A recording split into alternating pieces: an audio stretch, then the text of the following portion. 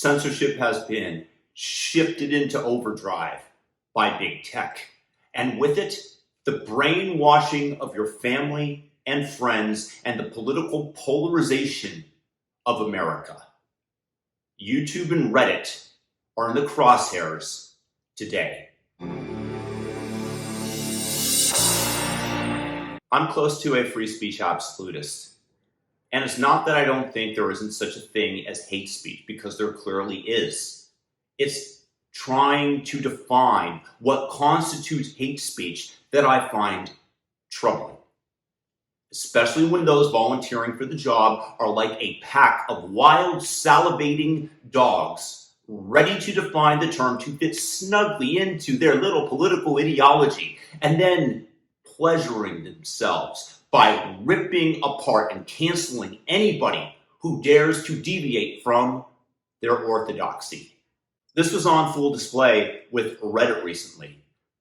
I submitted a column that while transgender should be respected as individuals, and should they request in good faith that I refer to them by a specific pronoun, I would certainly agree. However, should that be forced upon me by law, by threat, or by violence, I would vociferously object. What I believed to be a totally reasonable statement was deemed to be hate speech by the pack of salivating dogs. And I was subsequently suspended from the platform for a week for its promotion, and warned that a repeat offense would get my account banned permanently. I appealed several times, believing the lower lung level employee's decision to be ludicrous, but the suspension was upheld for hate speech. Stick with me, because I'm going to circle back and tell you why I believe this is such a huge issue for all of us, including you.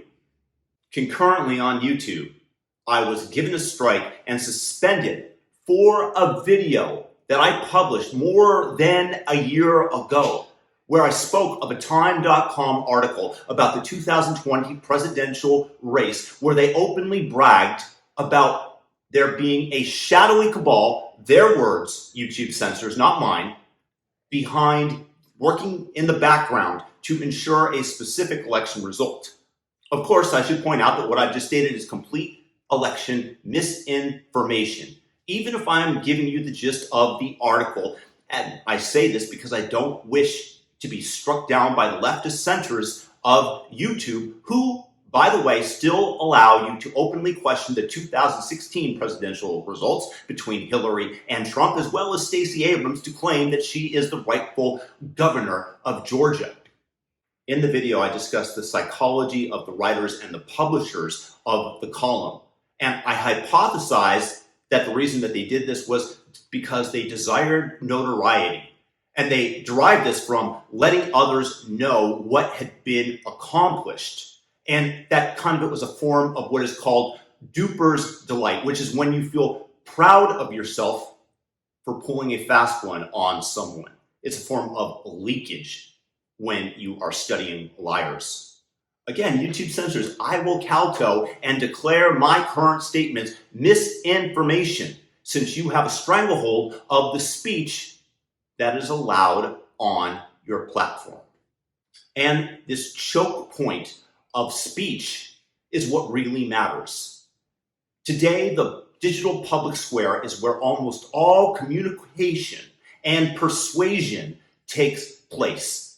And unfortunately, there are very few large piazzas to choose from. Twitter, YouTube, Reddit, Facebook all seem to be run by people with identical ideologies, which wouldn't matter if they could remain neutral regarding speech and their algorithms. But we can plainly see that ideology supersedes not only neutrality, but profits. This is clearly demonstrated when someone states that they should not be forced to use a transgender person's pronouns. The ideologues in power immediately label that as hate speech and strike the idea from public record and consciousness. Similarly, should you have hypothesized that maybe the Wuhan coronavirus might have, just maybe, emanated from a biolab studying exactly such viruses located in the same city bearing the virus's name, this was, of course, misinformation. Dare to hypothesize that perhaps ivermectin might have beneficial effects? Strike! Suspension, deplatformed. And were you able to discuss the Hunter Biden laptop, for that matter, leading up to the election, that the powers that be deemed fake without being dogpiled, downranked, blocked, or shadow banned, or even suspended? YouTube will not even allow me to conjecture about the psychological state of those who ran a piece in Time.com openly bragging about the shadowy cabal.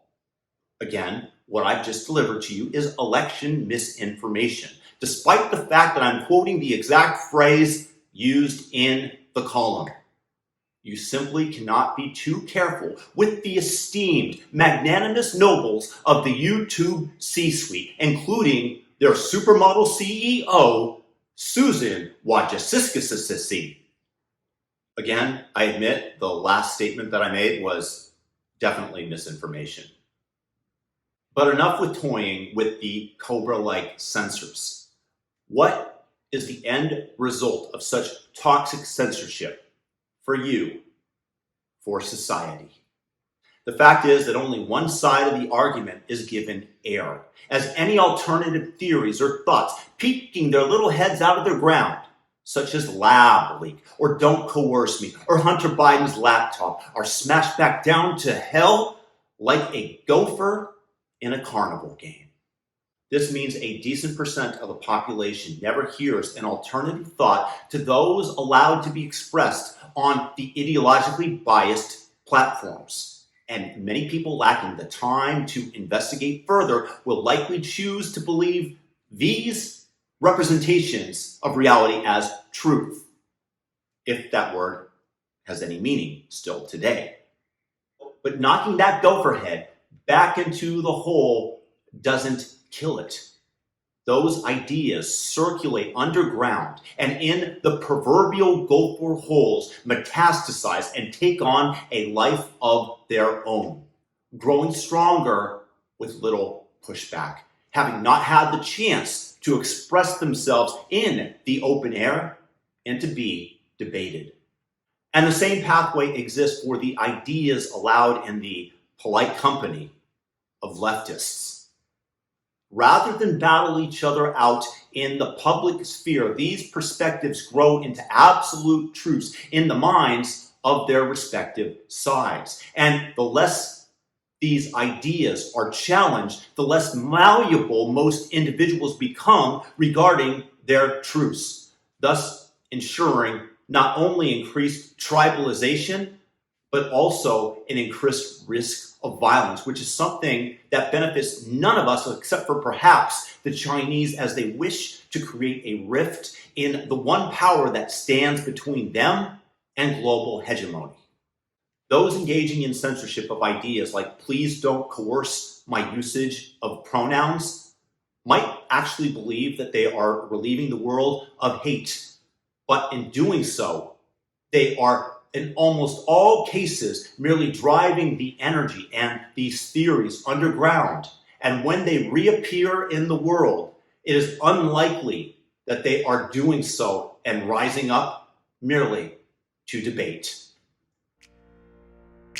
Guys, please thumb up this video, subscribe, hit the all notification bell, and share the video if you got something out of it, if you agree. And join me at rumble.com because YouTube, as I've stated, is utterly censorious. The link is in the description. Have a great day. Peace.